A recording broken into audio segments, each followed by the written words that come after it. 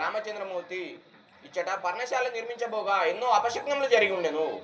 మా వదిన సీతమ్మకు మల్లెపూలు కోయబోగా ఒక నాగసర్పం వచ్చి పడిగ ఇప్పి నిలబొట్టి ఉండేది. అదేగాక ఒక జింక పిల్ల సింహాను పారెదోలేనన్నయ్య. ఇచ్చట పర్ణశాల కట్టవలదు.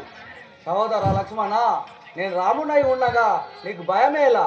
పర్ణశాల గావించుము. అన్నయ్య అటులే గావించదను.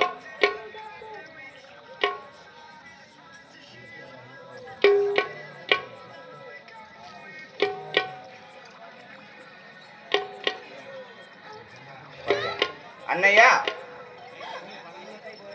నేను ఫలములకై పోయేదను, నాకు సెలవు సంగము. సహోదర లక్ష్మణ, అలాగే పోయిరాము. ఆహాయి వన శృంగారంబున హాయిగా గనుగను మా రాఘవా.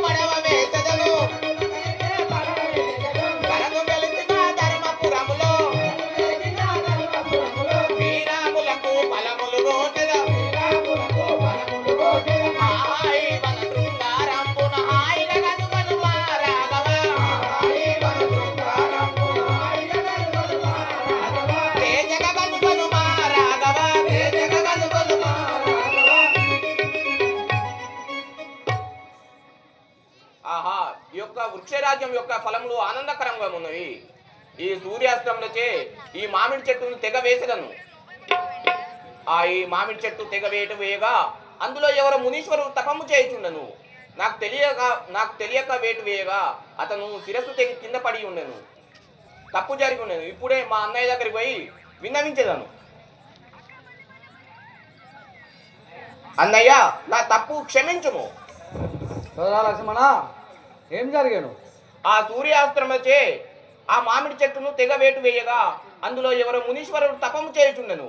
నాకు తెలియక వేటు వేయగా అతను శిరస్సు తెగి కింద పడేను ఉండేది. అన్నయ్య, నా తప్పు క్షమించు. సహోదర లక్ష్మణ, ఎంత పని చేస్తుంది, మాకు ఎంత పాపము సంభవించను కదా.